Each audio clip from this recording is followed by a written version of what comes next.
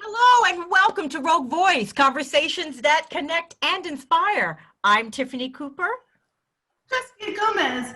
Tiffany, we have had such incredible advances in technology over the last 20 years. I can't even barely remember what life was like before cell phones and GPS. I mean, picking someone up from the airport, remember that? Yes, I completely remember that. And I think about technology and how much it's evolved and grown and how it continues to evolve, Yeah. In my day job, I have a manufacturing company, and one of the biggest things is finding talent, finding those new engineers to come in and really add to your team. And it is such a huge challenge now. And that I've realized over the last 4 or 5 years, we really have to start investing more in that part of our education, really focusing on math and engineering and technology and all of those sort of disciplines, science that really produce those really amazing people that are creating innovation across the world. Absolutely. Well, and I feel the same way. Well, to help us give us some insight into STEM education in our region and how the industry associations are getting involved, we have 3 special guests here today. I am so excited to share with you. Please let me introduce Shari Liss, Executive Director of SIMI Foundation, Margaux. Thank you for having me. You're welcome. And Margaux Quady, studying mechanical engineering and material science at Oregon State University. Thank you for inviting me here. You are welcome. And not last least, Matthew Mills, studying computer science at Oregon State University. Welcome both to the show. Thank you very much. Yeah, Thank you. Welcome. It's so great to have you here. So each of, Margaux and Matt and Shari all have a special place in my life. Shari's, part of the industry association that I play a role in. And then Matt and Margaux, I met back when you guys were working with the first robotics team. And so that's where I want you to tell us a little bit about what that was like and how that inspired you to sort of pick your field of study in school now, because you're now both in college. So let's start with you, Matt. Well, for me, it had actually a really big impact. It's helped me solidify the ideas that I had for what I wanted to do later in life, and a lot of being able to do something hands-on. It really solidified my desire to continue into computer science. I got to program the robot and things like that, and that really helped me. So for our audience who's maybe haven't heard of FIRST, Margaux, can you tell us a little bit about the program and what that was like? Yeah, so FIRST Robotics is a robotics program that operates at sort of, 3 different levels. You have Lego Robotics, which is designed for, younger kids, kind of grade school age. And then you have the middle section, which is called Tech Challenge for, high school and middle school age groups. And then you have FIRST Robotics Challenge, which is, that end of high school, college level age. And it's really designed to interest kids in STEM and in their community, because a lot of the requirements for the competition is to reach out to the community, reach out to local innovators and communities, which is how obviously we met you, Jessica Gomez. And so it's a really great sort of way to get your feet wet as a young kid into the life and possibilities of STEM. And so I was really glad that I was able to get, that opportunity in middle school when I did. So. And what made you interested? In that? Was there something, were you always fascinated with the scientific aspect of robotics, or did someone in your family encourage you to go in this direction? My family didn't specifically go out and say, hey, you should do this robotics program, but I'm definitely very much of a hands-on learner, and my school did a really good job of sort of promoting this FIRST Robotics opportunity in middle school. And at the time, I didn't have any extracurriculars, and I wasn't doing any sports, and so I thought it was a really good way to get to know some of my fellow classmates and sort of, have fun, because at the time it was the Lego robotics competition. And so like, I like Legos, you know, let's get into this. And then it just dragged me in, you know, head first. I had a lot of fun. Well, great. What about you, Matt? What is your story on that?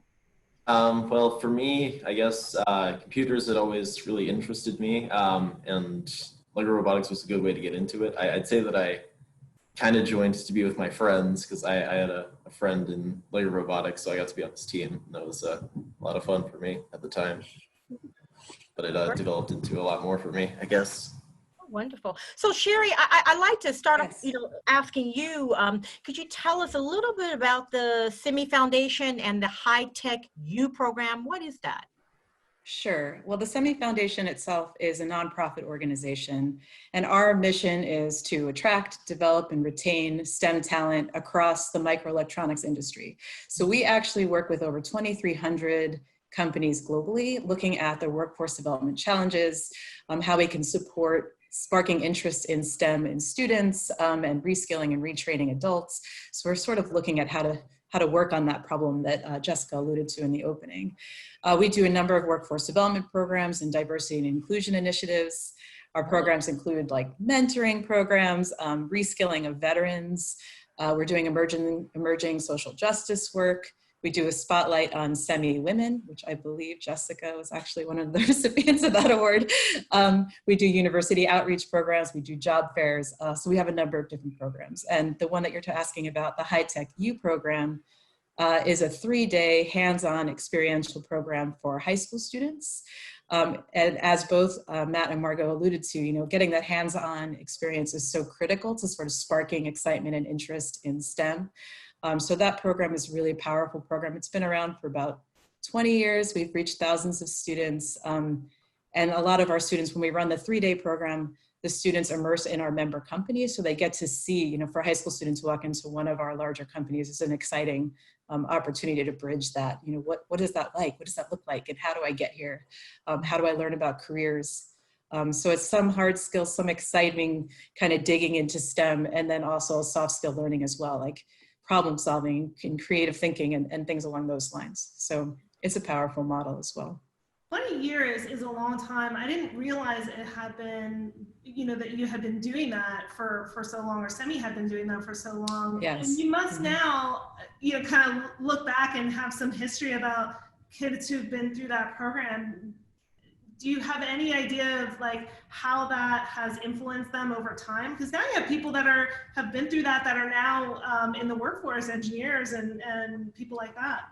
Yes, a lot of people, kind of just what Margaux said, I think when you spark that interest and that excitement, it sort of can lead into studying STEM in a university setting. So we have seen that through our numbers when we survey our students after the experience for years out. So it is powerful, and not everybody goes into the microelectronics field, of course, although, I think sparking STEM interest, I think sparking STEM interest in general is a really powerful thing and something that's, very needed.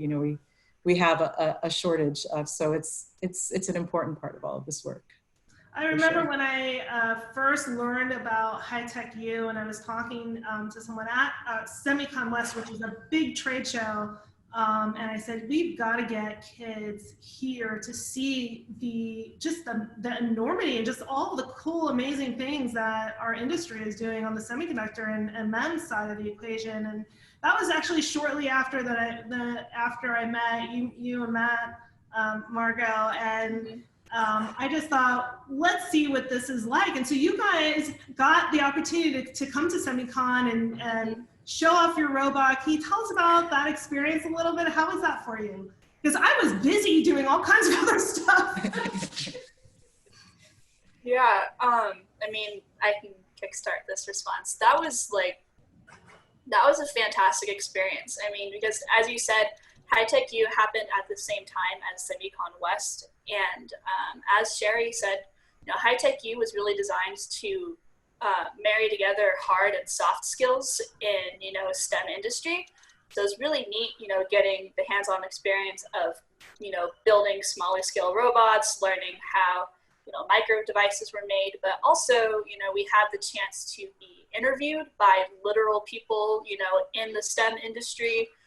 We had leadership skill, seminars and trainings. And then at the end, you know, we got to go onto the Semicon showroom floor, and I was flabbergasted at all the different companies that were there, all the different, you know, designs, functions. Just, it was amazing. I loved, you know, touring around all the different booths, just sort of seeing where this STEM interest could take me. Because, you know, people had always said, oh, you should go into STEM because there are so many different things you could do. And I never really believed them. I was like, yeah, I'm sure there are so many different things to do. You know, let's see what my real options are. And then I get there, I was like, oh, crap. There really are so many different things I can do.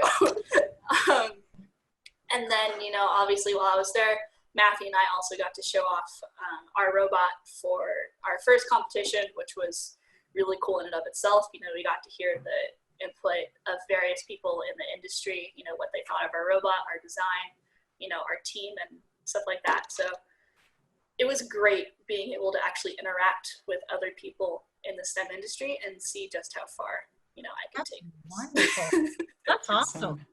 So Matt, I want to, you know, piggyback off of what Margaux said. I just want to ask, so what was some of the feedback with, you know, your robot that you guys created?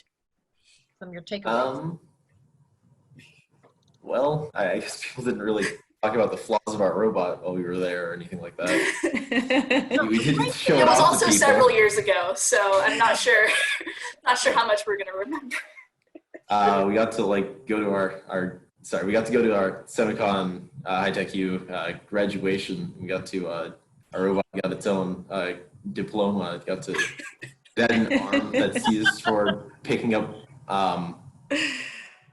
or what were those things called? They were these cubes that we had to pick up throughout the game. No. It's like the thing you place outside the ring. Yeah, it was a little figure a la idol, something like that. Yeah. We used that Indiana Jones idol. to yeah. we like grabbed the diploma. It extended out like a couple feet because it extended really far outside the ring. We got to shoot it out and go grab a diploma. And then we like waved it at the audience. So it was pretty fun. I feel like I should say that we're having Semicon West virtually this year, next month, and it's free for all students. Just if you want to come join us. And we're actually going to have an HTU reunion at that too. I mean, virtually, oh, that's cool. You guys should come play. Yeah. Sorry, totally. Jessica. No, absolutely. I'm glad you brought that up. You know, I remember the presentation that Matt, you and Margaux did, and how people were really impressed. I mean, I got to actually see you guys in action and hear about the engineering notebook that you had created while you were building this robot. Yeah. And there were a lot of people there that were like, wow, I would take either one of these kids for an intern and you know, work on sort of acclimating them to our industry, because that's exactly the kind of thinking that we really need. And it's not just semiconductor industry, it's really throughout, you know, all of these sort of tech sectors, even on the medical side. It's such a really important skill that the two of you were able to sort of develop as a result of High Tech U and as a result of the first robotics program. I mean, yeah. It really is great. So yeah. Shari, I wanted to kind of, you know, go back to you a little bit and, you know, ask you about what you look for when partnering with teachers and introducing them to STEM focused models and activities. Like, how do you begin that process, and what do you look for in that team of people when you're introducing some of these new concepts? Yeah, I mean, I think, you know, in working with educators, it's not hard to find educators who are excited to integrate sort of the hands-on inquiry-based learning into their classrooms. So that's really what we're looking for. Somebody who's excited to sort of open their curriculum to some new ideas and new concepts, and, you know, with a focus on student-centered learning, you know, and how do we engage kids in sort of a hands-on inquiry-based, project-based learning way? You know, how do we get them to engage in that way? And I think, you know, really when we're looking at partnering with educators, you're also looking for folks who, you know, can integrate these pieces of curriculum into a larger project. Because, you know, like HTU and the modules that we create, you know, they stand alone with our work. You know, when we do the 3-day integration, or when we do stuff at West or any of our Semicon events, you know, those are standalone programs. So it does work that way, but when it's in a classroom, it works better if it's part of kind of a larger unit or part of a more holistic part of their curriculum and their program. Yeah, because so, I feel, don't you feel that because that teaches them everything that they need to know from, you know, being able to be better communicators at the same time, you know, being able to communicate. Yeah, absolutely. I mean, that has to be a big part of the success of this, you know, and so we haven't, you know, most educators, STEM educators are excited to have something new they can integrate and a way to connect to careers and a way to prove that, you know, the math and sciences that they're learning are based in like real life applications. You know, all of that stuff becomes really important in the classroom. And those are the educators that we're looking to partner with across the country, really. And when I get more ambitious in my, it is late in the day, you know, globally, really, but I'll go with the country for now. That's fascinating. Yeah. So I'd like to ask you, Margaux, I'm just really fascinated. In your opinion, why is it important to get educators more focused on getting students hooked on math and science earlier in their school careers? I think it's important because, like, at first I was intimidated by, you know, the STEM industry because it felt like I needed to be good at math and science right off the bat, if you kind of get what I'm saying. And, you know, at the time I definitely wasn't. And I feel like the math, both the way that math is presented and the stigma of like the math and intense sciences can like really hinder kids' interests in STEM. And I feel like once I kind of got into high school where math became quote unquote more interesting, I could finally start seeing, you know, through robotics, how I could use my math knowledges that, oh, suddenly I'm like so much more excited. I feel more capable in my abilities and stuff like that. And so getting kids genuinely interested in math and sciences early will allow them to feel, you know, more excited to move onwards, if that makes sense. I feel like math early on wasn't very logical or interesting. So any ways that, you know, teachers can get that excitement going for their students and sort of like tie it into other, you know, things down the line will definitely help both the STEM industry and just kids themselves figure out what they want to do. So great. That's been my experience with math and sciences. I think that bridge to real world is so critical, you know, what you're saying, you know, It's like, there's a difference between, you know, looking at triangles on a piece of paper and saying, find this degree, and then having to build within a constraint on a robot and realizing, oh, if I know this angle, I can make my build, you know, so much more simple and efficient, stuff like that. And so having those potential tie-ins to, you know, even basic math will really, you know, spark interest and help a lot. That's what I'm make it seem less trivial. Yes. Yeah. Yes, I think we have a chat question, Tiffany. Yes, I was gonna say it was very much like see this. Let me get this. I'm sorry. Yeah, so I'm for you, Matt. So I'm gonna direct this to you. What's the best way to bridge the gap between school and the work world for recently graduated young adults? Okay, sorry, can you repeat the question? What is the best way to bridge the gap between school and the work world for recently graduated young adults? Well, I guess one of the best ways would be through internships. While you're still in college, I think that's a pretty good way to get into the industry, especially because, well, they're probably willing to accept you because it's kind of free work and free labor. Matt, I want to piggyback. I want to ask you another question too, because I know our viewers and audience would be really interested in hearing this. What are some exciting STEM trends happening right now, in your opinion? I'd say that I'm pretty excited that it feels like computer science, at least in my school, is becoming a more common thing. When I was first in high school, like freshman year, we only had 2 classes, maybe I think it was 3. There was Intro to Computer Programming, and then C++, and then I think you could do an independent study for AP Java. And now it's expanded to a lot more.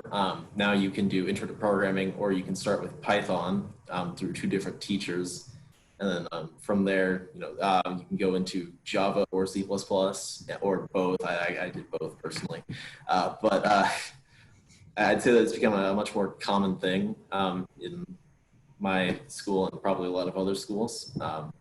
It's kind of a hard thing to get into without the guidance of other people. So I'm pretty excited that that's happening. Yeah, I love to hear that, because for a long time, as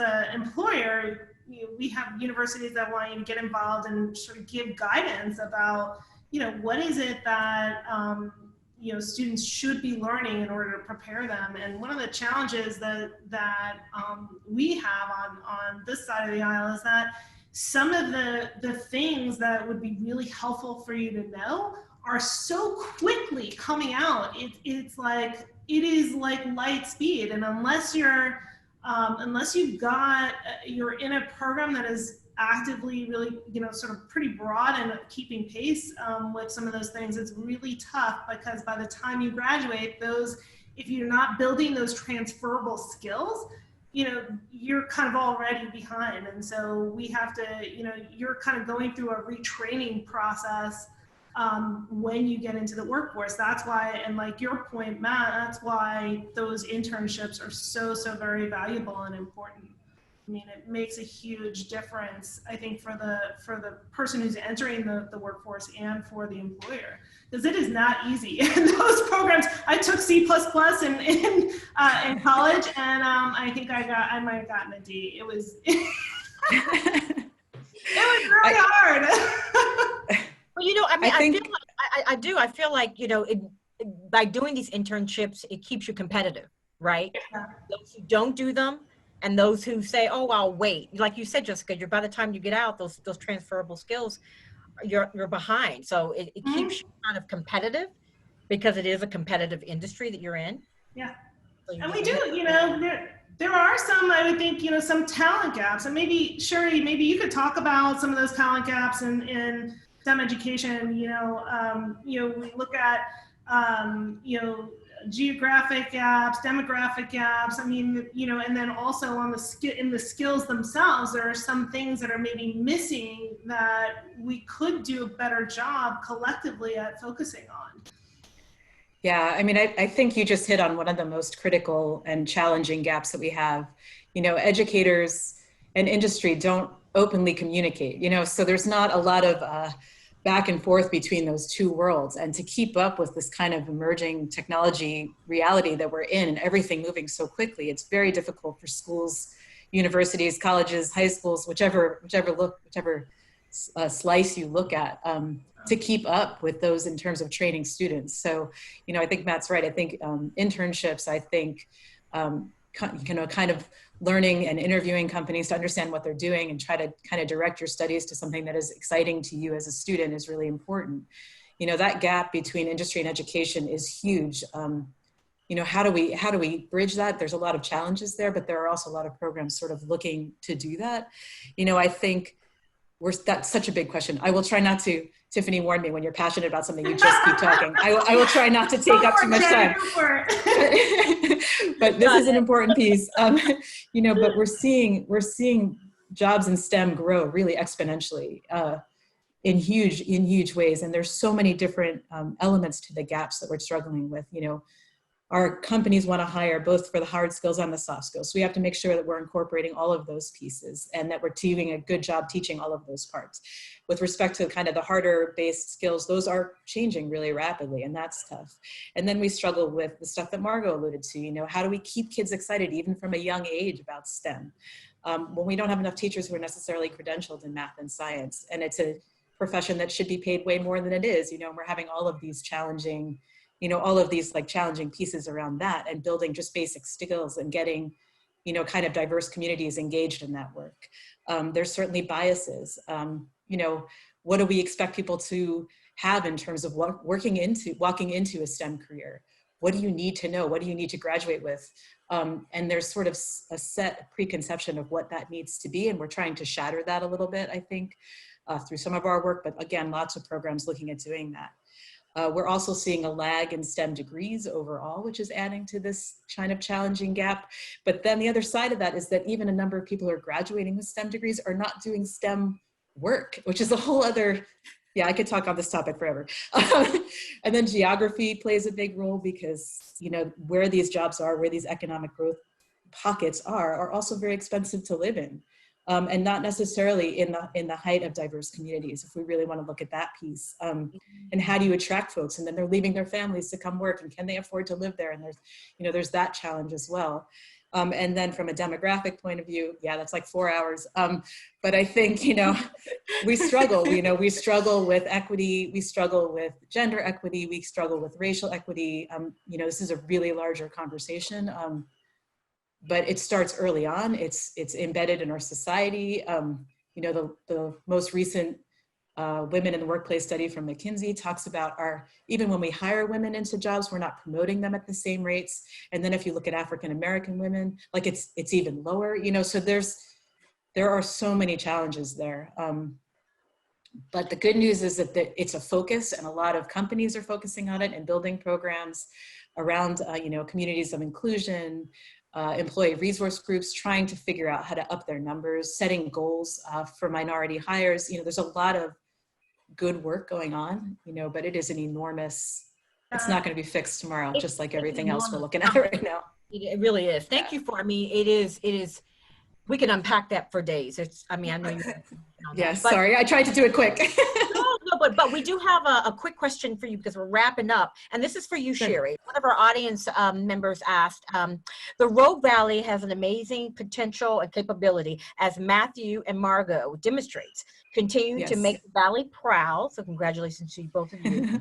Are there any private sector players or associations that are on your radar who are looking for an entire regions like Southern Oregon to pilot any STEM programs? That's number one. And how do we throw our name in the hat and say, bring a program here and let us show you what we can do? That's a hard question, I know. No, that's actually really interesting. There are actually a number of my members in Oregon who are very interested in piloting some of our new work, especially our work with educators. So there are opportunities, and honestly, if you reach out to me directly, I can try to help guide. Can you tell me the second question again? Was how do I throw my hat in the ring, right? Yeah. Exactly. Yeah, again, it's 4:28, so I'm aware that we're coming up on time, but I would be happy to have a fuller conversation with whoever just asked that question. I assume you can find me on the SEMI Foundation website, but there are a number of member companies that are very excited to participate. And in fairness, the work that we're doing will be all virtual now because of our current state. And so it'll be accessible as well to any company, regardless of whether they're SEMI members or not. We're trying to build a library of resources to support STEM education and STEM learning. I think, to what situation we're in right now. I'd like to sort of kick it over to Margaux and kind of give you the last word here. Oh dear, okay. What advice would you give to female students concerned about gender disparities in STEM fields, since you kind of are in the process, right? What advice do you have for them? I think that, at the core, you need to be confident in your interest in this field.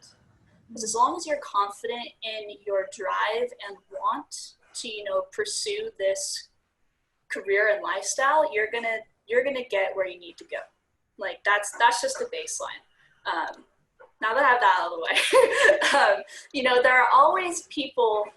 There always end up being people that want to help, whether that is people in your same age, that can show up through friendships, through great teacher-student relationships. Like, if you are seeking it, eventually you will be able to find, that guidance and aid. But, obviously, you can always get anywhere, you know, through your own drive, but it's never a bad thing to ask for help and to, you know, you don't have to do it alone. Right. And I think things are getting better as well overall. Like I see definitely more women in my classes as I've gone up through the different school levels. And so I think, you know, to stay confident in yourself and it will work out. Well, thank you. I thank you for that. That was a great way to end everything. So I want to thank you officially, Shari, Matt, and Margaux, for such a great conversation and sharing your experience, expertise with us. You know, I'm sure our listeners, as much as Jessica and I, enjoy hearing all of your unique perspectives. And remember to tune in to Rogue Voice online every Thursday at 4 p.m. Pacific Standard Time, and connect with us on our YouTube channel and Facebook, where you can send us a message or leave a comment. We want to hear from you.